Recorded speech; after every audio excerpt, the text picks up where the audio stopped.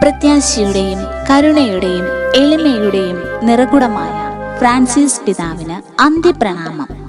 2013 March 13 മുതൽ ആഗോള കത്തോലിക്ക സഭയെ നയിച്ച 266 ഇടയൻ.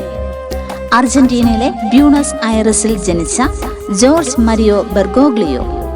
അമേരിക്കൻ ഐക്യനാടുകളിൽ നിന്നുള്ള ആദ്യത്തെ പോപ്പ്, ഈശോ സഭാംഗമായ ആദ്യ മാർപ്പാപ്പ എന്നീ പ്രത്യേകതകളാണ് ഈ മാർപ്പാപ്പയ്ക്കുണ്ടായിരുന്നത്. കാരുണ്യവും സത്യവും അന്വേഷിക്കുന്ന ലോകത്ത് ഫ്രാൻസിസ് മാർപ്പാപ്പ എളിമയുടെയും സ്നേഹത്തിന്റെയും ഒരു ദീപസ്തംഭമാണ്. ആഡംബരത്തോടും അധികാരത്തോടുമല്ല, മറിച്ച് എളിമയോടും ലാളിത്യത്തോടുമുള്ള ജീവിതമായിരുന്നു പാപ്പായുടേത്. മുറിവേറ്റവർക്കുള്ള ഒരു ഫീൽഡ് ഹോസ്പിറ്റൽ എന്നാണ് സഭയെ അദ്ദേഹം വിശേഷിപ്പിക്കുന്നത്. അവഗണിക്കപ്പെട്ടവരെ പരിഗണിക്കുവാനും ശബ്ദമില്ലാത്തവരുടെ ശബ്ദമാകുവാനും സഭയ്ക്ക് കഴിയുമെന്ന് പാപ്പ നമ്മെ ഓർമ്മിപ്പിക്കുന്നു.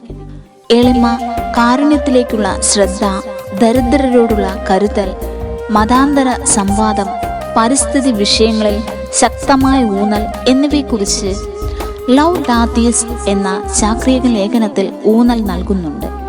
ദരിദ്രരെ ആലേഖനം ചെയ്തും നീതിക്കു വേണ്ടി ആഹ്വാനം ചെയ്തും സമാധാനത്തിനു വേണ്ടി പ്രാർത്ഥിച്ചും പാപ്പ ക്രിസ്തുവിനെ ലോകത്തിലേക്ക് അടുപ്പിച്ചു.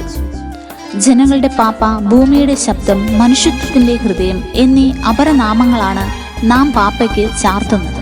കരുണയുടെ പാതയിലൂടെ സഞ്ചരിക്കാനും സന്തോഷത്തോടെ സേവിക്കാനും നിബന്ധനകളില്ലാതെ സ്നേഹിക്കാനും പിതാവിന്റെ ജീവിതം നമ്മെ ഏവരെയും പ്രചോദിപ്പിക്കും.